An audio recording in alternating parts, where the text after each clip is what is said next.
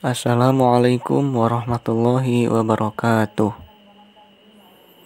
Hamdan lillah, salatan wa salaman ala rasulillah wa ala alihi wa sahbihi wa mawala, amma ba'd.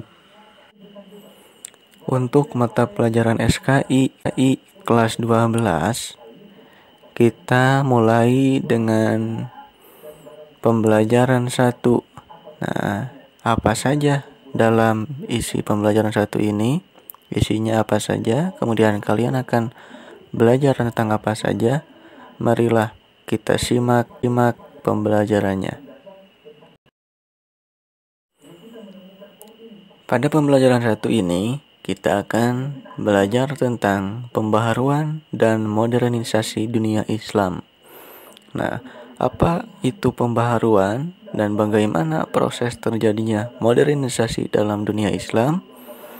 Apakah kalian pernah mendengar kata pembaharuan atau kata modernisasi dunia Islam? Nah, jika kalian belum mengetahui, marilah kita bahas tentang hal ini dalam pembelajaran 1 ini.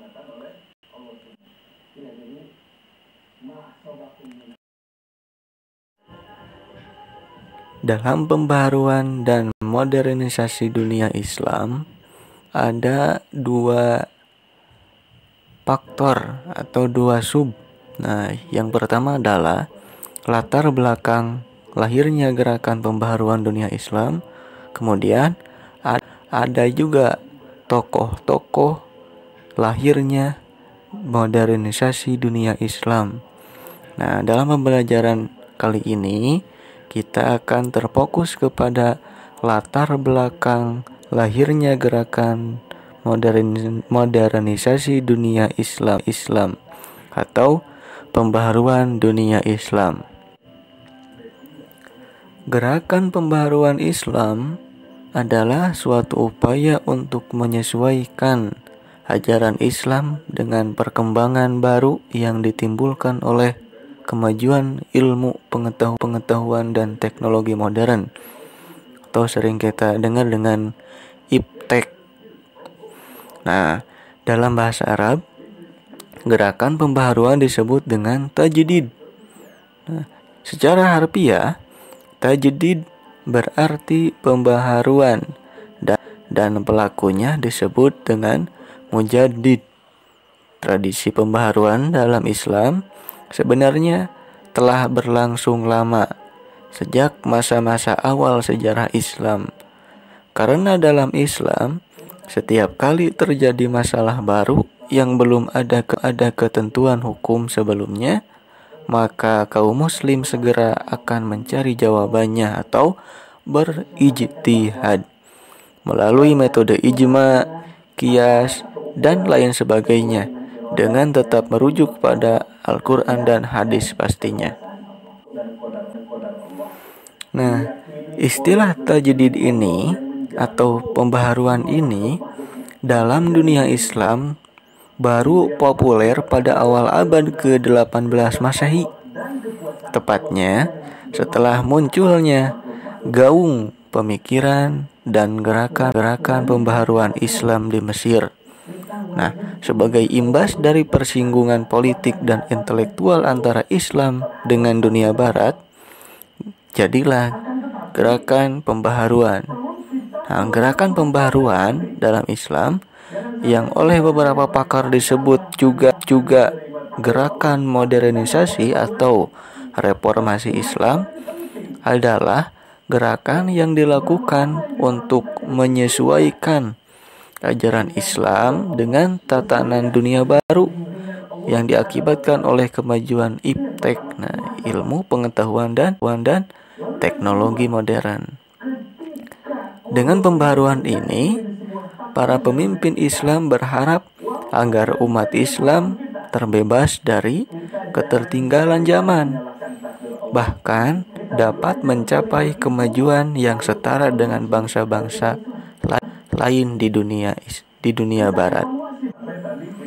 Kata modernisasi juga istilahnya Nya berarti sebuah bentuk perubahan tatanan atau transformasi dari keadaan yang kurang maju atau yang kurang berkembang menjadi ke arah yang lebih baik, yang lebih berkembang, dengan harapan akan tercapai kehidupan masyarakat yang lebih maju, berkembang, sejahtera, makmur, damai, dan lain sebagainya.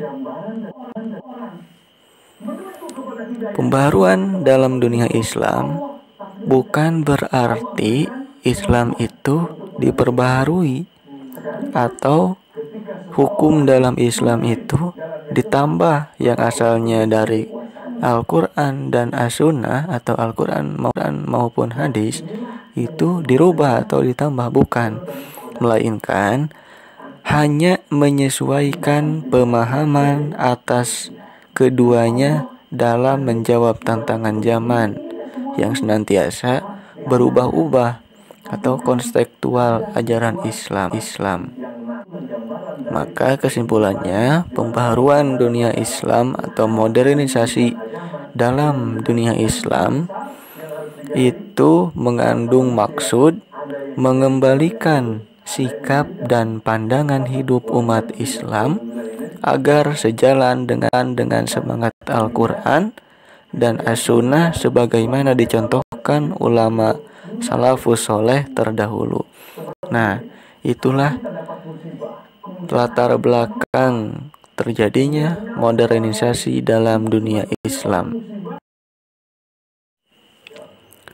Pemikiran pembaharuan atau modernisasi dunia Islam timbul karena adanya kontak yang terjadi antara dunia Islam dan dunia Barat. Nah, dengan adanya kontak ini, umat Islam pada abad ke-19 mulai menyadari bahwa mereka telah mengalami kemunduran dibandingkan dengan dunia Barat, yang pada saat itu dunia Barat itu mulai menemukan titik kemajuan dalam peradabannya. Jadi orang-orang Islam pada saat itu melihat bangsa dunia Barat lebih maju, sehingga orang-orang Islam memiliki pemikiran, wah, kita harus lebih maju karena bangsa Barat pun sudah maju.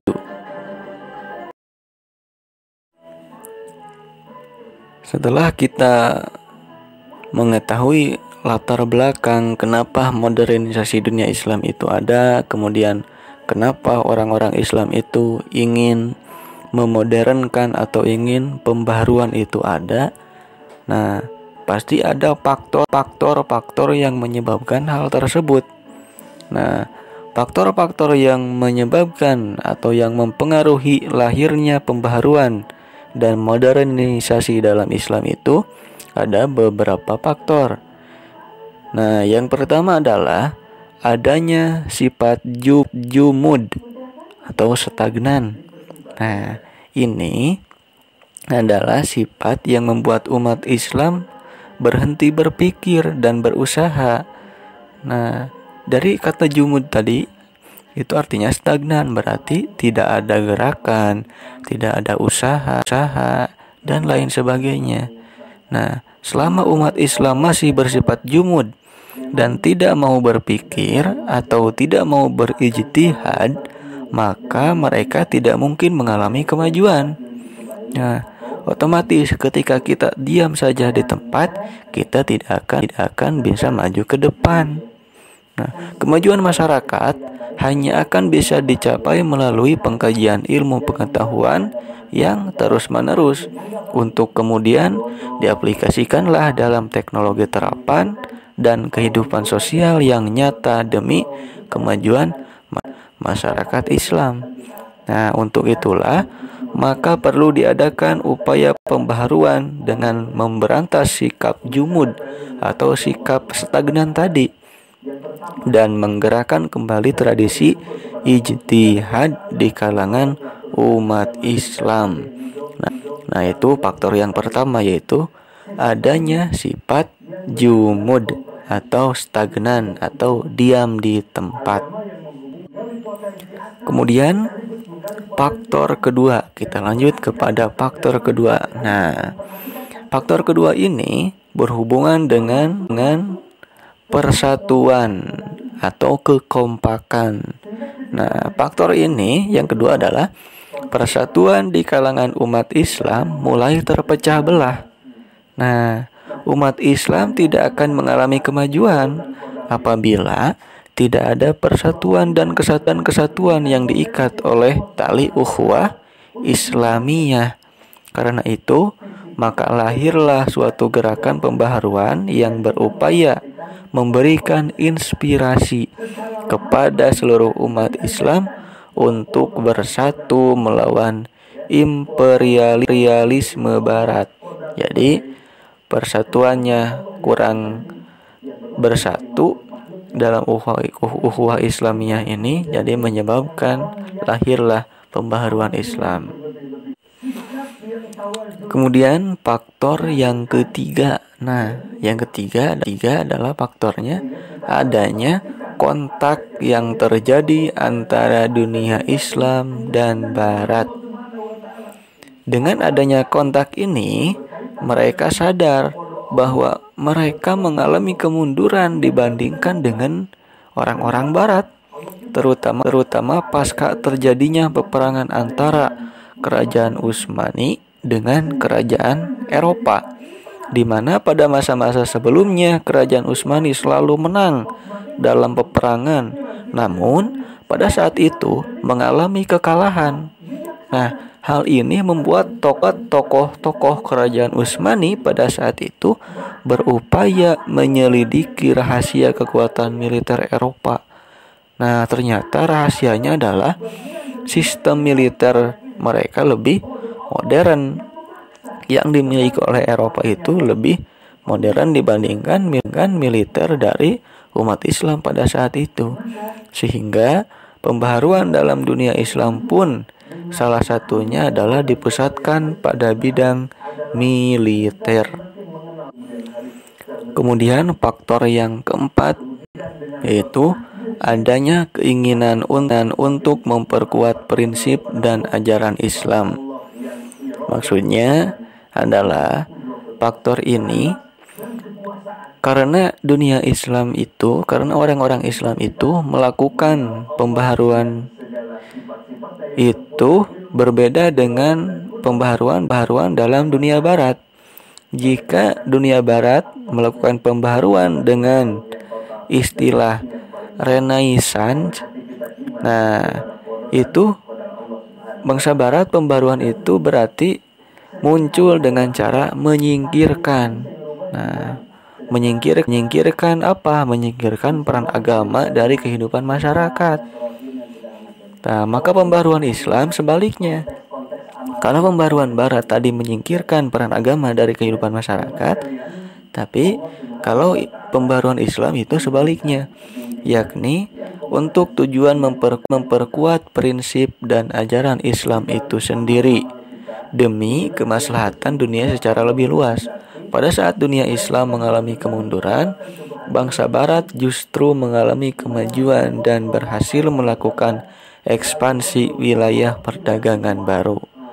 Nah, karena tujuan umat Islam melakukan pembaharuan Islam itu tidak menyingkirkan peran agama, otomatis seperti apa yang dikatakan dalam latar belakang tadi, bahwasanya pembaharuan ini berarti memperbaharui kehidupan umat Islam kembali kepada Al-Quran dan hadis atau Al-Quran dan Sunnah. Nah, kesimpulan dari pembelajaran satu ini ada beberapa kesimpulan. Nah, jadi kita sebagai umat Islam, dakwah Islam adalah kewajiban seorang muslim baik secara pribadi maupun kolektif. Maksudnya, kita sebagai orang Islam wajib berdakwah baik secara pribadi individu atau sendirian maupun secara berkelompok. Nah, gerakan pembaharuan dunia Islam itu dimulai pada abad ke-19 atau ke-18 atau ke-19. Nah, pada tahun 1800-an lah. Kemudian gerakan pembaruan dunia Islam adalah satu gerakan dakwah modern. Nah, latar belakang lahirnya gerakan pembaruan Islam dilatar belakangi oleh adanya kejumudan dalam beragama dan berpikir pada masyarakat Islam, mandeknya pintu ijtihad atau jumud tadi stagnan, kemudian kemajuan bangsa Barat dalam bidang ilmu pengetahuan dan teknologi, kemudian majunya perluasan wilayah bangsa Barat sehingga membuat umat Islam mempunyai pemikiran untuk lebih maju lagi. Nah, itulah untuk pembelajaran satu hari ini, membahas tentang latar belakang terjadinya modernisasi dalam dunia Islam, kemudian faktor-faktor yang mempengaruhi lahirnya modernisasi dalam dunia Islam. Nah, untuk pembelajaran 2 selanjutnya kita akan membahas tentang tokoh-tokoh pembaharu Islam.